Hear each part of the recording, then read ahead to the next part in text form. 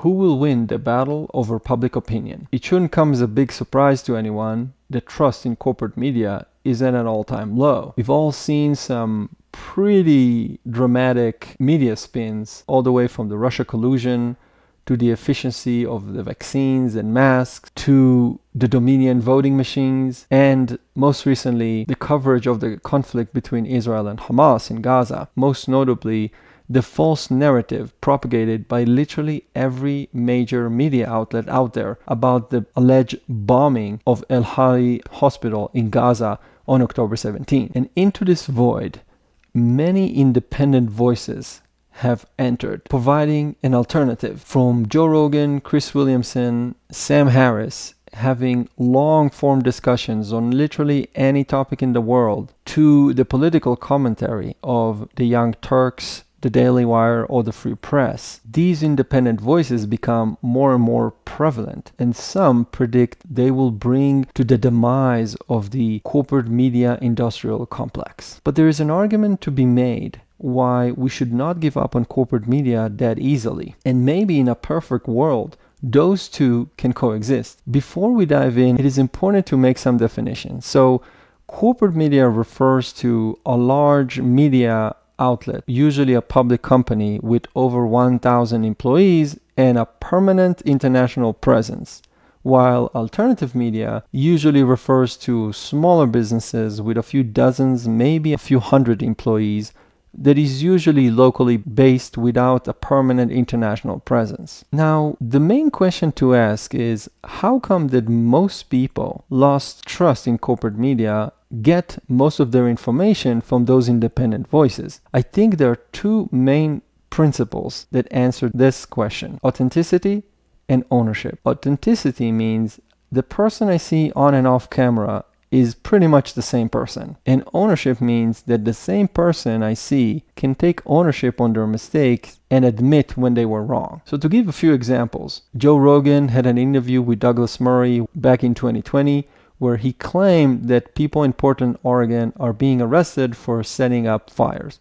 That was false. And immediately after realizing that, Rogan issued a statement saying, "I got duped, it was wrong." Or when Ben Shapiro stormed out of an interview with a BBC anchor, Andrew Neil, he immediately issued a tweet saying, "I misinterpreted his antagonism as political leftism, and that was apparently inaccurate. For that, I apologize." Or when Anna Kasparian covered the Kyle Rittenhouse trial, after initially believing Rittenhouse was not acting in self-defense, said to her audience that after reviewing all of the evidence provided, it is, quote, really difficult to argue that in those moments he was not acting in self-defense, end of quote. But beside the ownership these individuals take over their mistakes or their ability to correct course, it is hard to see how can someone fake authenticity given the nature of their work. It would be difficult, for example, for one to fake it during a 3-hour long podcast interview, especially given they do this regularly. On the contrary, it appears that corporate media outlets do not adhere to these values and decide selectively how to inform their audiences. So when Brett Weinstein discussed the lab leak theory early on the pandemic, that theory was fully dismissed by almost all major media outlets. Or when Florida reopened after a short period of lockdown, basing this decision on the data provided at the time that most of the people impacted by COVID were either elderly or had any previous comorbidities. The media bashed Governor Ron DeSantis, treating him as if he was the Grim Reaper. Today, of course, we know that those were actually correct, and it was the corporate media that was in the wrong. Nevertheless, despite my love for those independent voices, I recognize flaws in the current model. Alternative media outlets still have limitations in size and scale and are facing challenges in preserving and renewing knowledge that goes beyond their founders. To explain further, I would go back to November 30, 2022 Monk debate in Canada, where the subject was "Be it resolved, don't trust mainstream media." Douglas Murray and Matt Taibbi argued for the pro, while Malcolm Gladwell and Michelle Goldberg argued for the con. Murray and Taibbi completely destroyed Gladwell and Goldberg in this debate. However, Gladwell noted one argument in his opening remarks that really caught my eye. Responding to the claims that the media propagate false and misleading information, Gladwell said the following: "Content is not the issue. The issue is process. The mainstream media has a set of professional norms they put in place that work the best way towards the production of fairness and accuracy. The non-mainstream media is a set of institutions that is outside of that tradition." Now, the argument Gladwell was unable to advance,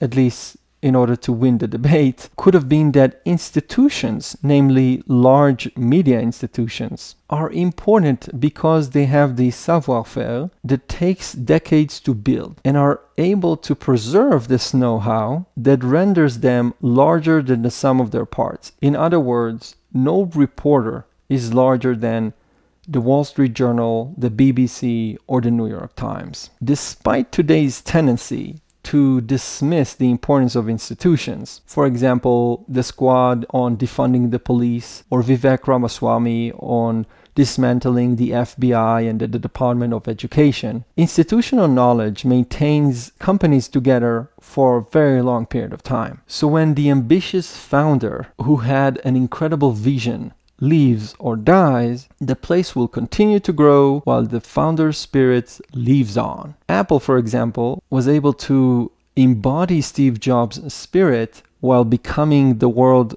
largest corporation under Tim Cook's leadership. Or the New York Times was able to produce multiple Pulitzer Prize winners and gain international recognition that isn't attributable to only one journalist. Can we, however, say the same about the alternative media outlets? What happened, for example, if Ben Shapiro leaves the Daily Wire, or if Barry Weiss leaves the Free Press? Would these institutions survive? I'm unsure. But aside from their institutional know-how, corporate media has something the alternative media is lacking: scale. Corporate media still enjoys a global reach that enables the gathering of information from sources on the ground worldwide. And even in their analysis, alternative media folks often rely on the corporate media to bring the goods. For example, during the last few weeks of the US presence in Afghanistan, we all looked at CNN's Carissa Ward